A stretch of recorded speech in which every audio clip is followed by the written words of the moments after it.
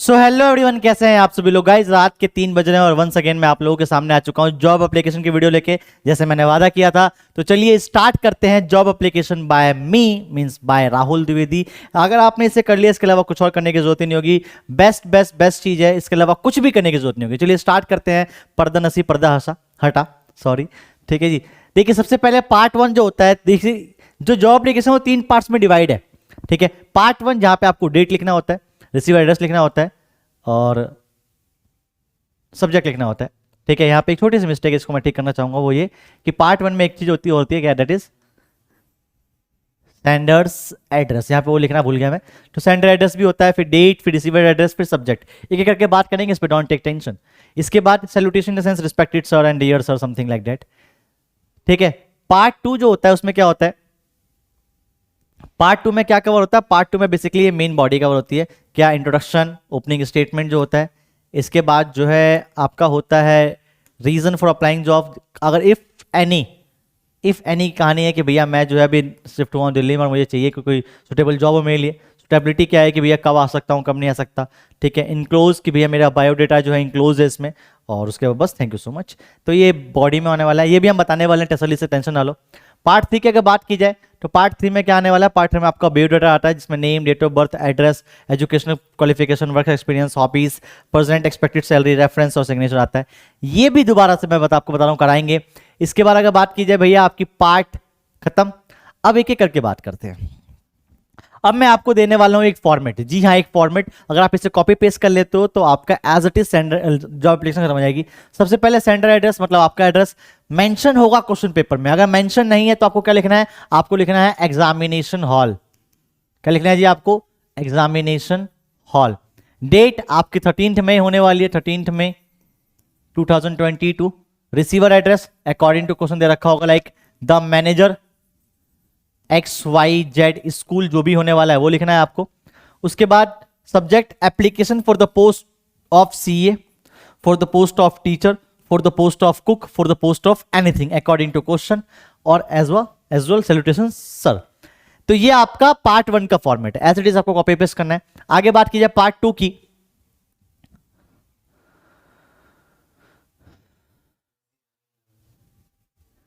Part 2, अब देखिए यहां पे ना आपको as it is, once again मैंने आपको नाइट फाइट में बोल दिया था कि आपको as it is copy paste करना है। क्या बोल रखा है, in response to your advertisement publish in the Hindustan Times, Times of India, Navbharat Times, जो भी आपको लिखना है। ऑन, देखो 13 तारीख को लिख रहे हो तो ये छपा होगा 10 तारीख को। On 10th May 2022 I have been on lookout for just such an opportunity as this. मैं इसी प्रकार के किसी मौके की तलाश में था। And I thinking my background and your requirement में बी अ गुड मैच। मैं ये सोचता हूं कि जो मेरा बैकग्राउंड है कि मैं एक प्लीजिंग पर्सनैलिटी का हूं, मैं एक हॉट बंदा हूं, मैं जो एक स्मार्ट बंदा हूं, मैं इंग्लिश अच्छी बोलता हूं, तो मेरी प्लीजिंग पर्सनैलिटी है। ठीक है, मैं बहुत ज़्यादा अच्छा वोकैब अच्छी है मेरी, या मेरी स्पीकिंग अच्छी है, या मैं खेलता अच्छा हूं, मैं हॉकी में अच्छा हूं, मैं सालसा में अच्छा हूं। तो जो मेरा बैकग्राउंड है और जो आपकी रिक्वायरमेंट है, may be a good match, बहुत अच्छा मैच हो रहे हैं। I wish to offer my service for the post of CA, या जो भी क्वेश्चन में आने वाला है, मैं चाहता हूं कि मैं अपनी सर्विस ऑफर करूं इस पोस्ट के लिए, जो भी दे रखा है, in your school, in your company, in your institute, जो भी होने वाला है। इफ यहां पे आई है ना, if you give me a chance, यदि आप मुझे मौका दे, आई एश्योर्ड यू, एश्योरेंस विश्वास दिलाना, मैं आपको विश्वास दिलाता हूं, डैट की I shall work with all sincerity and dedication, मैं पूरी ईमानदारी, पूरी लगन के साथ काम करूंगा। I am a hard working and honest person, मैं एक हार्ड वर्किंग और एक बहुत ही ईमानदार आदमी हूं। I believe that my qualification and aptitude, aptitude in the sense योग्यता, योग्यता, मैं विश्वास करता हूं कि मेरी जो क्वालिफिकेशन है और मेरी जो एप्टीट्यूड है will be beneficial to your organisation, आपके ऑर्गेनाइजेशन के लिए अच्छा है, आपके लिए फायदेमंद है। And give me a required beginning to my career, और मेरे करियर के लिए भी सही है। ठीक है, अब देखिए ये जो लाइन है, give me a required beginning to my career, ये हर बार मत लिख के आना। इफ यू आर फ्रेशर तो लिख के आइए, लेकिन if you have a 5 year experience, ये लाइन नहीं आएगी। ठीक है, यहीं पे खत्म हो जाएगा। आप as it is copy paste कीजिए, इसमें कुछ भी आपको ऐड ऑन करने की जरूरत नहीं है, सिवाय 2 चीजों के, क्या कि क्या टॉपिक है और किस जगह होने वाला है। इसके अलावा as it is copy paste कर दो, खत्म। ठीक है, इससे बढ़िया क्या ही दूं मैं आपको। और अगर आपको इसको देख के खुश हो गए हो तो कृपया करके लाइक कीजिएगा एक बार। नेक्स्ट पेज पे जो आने वाला है, क्या, copy of my resume is attach. Sir resume होता है, रिज्यूमे की पढ़ रहे हो, देखो RESUME ई रिज्यूम होता है, लेकिन इसके आगे अगर मैं डॉट लगा दूं तो ये रिज्यूमे पढ़ा जाएगा, ना कि रिज्यूम। तो copy of my resume is attached, मेरा रिज्यूम अटैच्ड है। Looking forward too early response from you, मैं आशा करता हूं आप जल्दी रिस्पॉन्स करेंगे।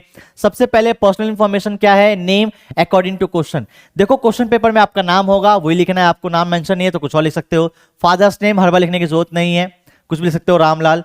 डेट ऑफ बर्थ 21 जन 1988। देखो ये कहानी सबसे इंपॉर्टेंट है, आपका डेट ऑफ बर्थ कुछ भी सकता है। सपोज करते हैं आपका डेट ऑफ बर्थ है 5 Feb, जो आपका डेट ऑफ बर्थ है वही लिखो, जो भी आपका डेट ऑफ बर्थ है वही लिखो, लेकिन एंड में 1988 जरूर लगाओ, 1988 लगाओ या 1990 लगाओ, ये जरूर लगाओ, क्योंकि ऑब्वियस सी बात है आप अभी इस एज में 18 साल के हो, लेकिन आप जॉब कर रहे हो तो आप कम से कम 25 से 30 साल के होने चाहिए ना, तो इसलिए 1988 या 1990 लगाइए। एड्रेस दे रखा होगा या एग्जामिनेशन हॉल। कॉन्टैक्ट नंबर अपना नंबर मत लिख के आना, स्टार स्टार लगा के आ जाना। Hobbies playing chess according to question जो भी होगा। लाइक सपोज करते हैं आप सीए हैं तो आपको अकाउंटिंग अच्छी लगती होगी, आपकी हॉबी होगी आप सॉल्व करें, ठीक है। अगर आप एक अच्छे इंग्लिश टीचर हैं तो आपकी हॉबी होगी क्या, आपकी हॉबी होगी नॉवल पढ़ना। तो हॉबीज अकॉर्डिंग टू क्वेश्चन होने चाहिए। Language non Hindi English Germany जो भी आप लिखना चाहो लिख सकते हो। नेशनैलिटी इंडियन है। मैरिटल स्टेटस मैरिड हो आप। अगर आप फ्रेशर है क्वेश्चन पेपर में याद रखिएगा, इफ यू आर फ्रेशर तो आप लिख दीजिए अनमैरिड, पर अगर आपके पास 5 साल का एक्सपीरियंस है तो लिखो मैरिड, ठीक है जी। ऑब्वियस सी बात है 1990 में पैदा हुए तब तो शादी कर लेनी चाहिए। चलिए जी आगे बात करते हैं। अब इसके बाद आएगा आपका एजुकेशनल क्वालिफिकेशन। ऐसे ही आपको बॉक्स बनाना है जैसे मैंने बना रखा है। क्या क्लास 10th मैंने की थी सीबीएसई से, जिस भी बोर्ड से आपने किया वो लिखिए। 2002 में की थी। देखो आप 1988 में पैदा हुए हो तो ऑब्वियस सी बात है 2002 में आप कितने साल के हो चुके हो, 2002 में आप हो चुके हो ऑलमोस्ट 14 साल के, और 14 साल की एज में ही आपने 10th किया होगा। 8.2 सीजीपीए आई थी मेरी, Hindi English math Sanskrit science जो भी होने वाला लिख लीजिए।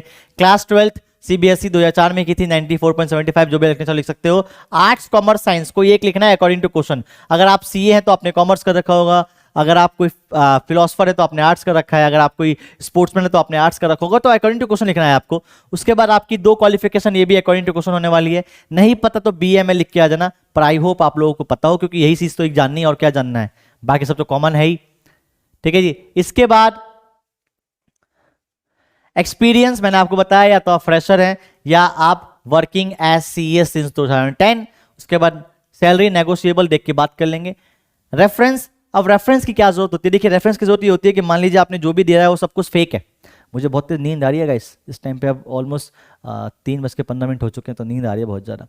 तो रेफरेंस देखिए, रेफरेंस आपको उन 2 बंदों का नाम लिखना है जो ऑलरेडी आपको जानते हो और वो नामी बंदे हो, ताकि आप फ्रॉड ना निकले। तो क्या नाम लिख लीजिए, कोई भी नाम लिख दीजिए। सपोज करते हैं घनश्याम, ठीक है, SHO है भैया ये, और नंबर दे दीजिए। दूसरा नाम लिख लीजिए लीलू प्रधान, ठीक है, ये प्रधान है गांव के, नंबर दे दीजिए।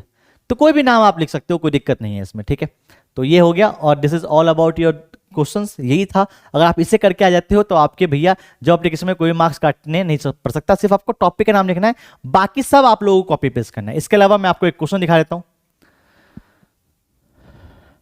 You are Ranjan Ranjani, New Delhi. You have been seen advertisement for the post of science teacher. कर लोगे, वही सेम चीज है, DPS साइंस टीचर। और इन योर DPS स्कूल नहीं, इन योर स्कूल, याद रखिएगा जो लाइन थी ना, किस में जानते हो, इन योर स्कूल, ठीक है जी। तो कर लोगे आप लोग, कोई दिक्कत नहीं। आई होप, बस इसको ज़्यादा बड़ी नहीं करते हैं, आई होप आपको मेरी ये छोटी सी वीडियो बहुत प्रोडक्टिव लगी होगी।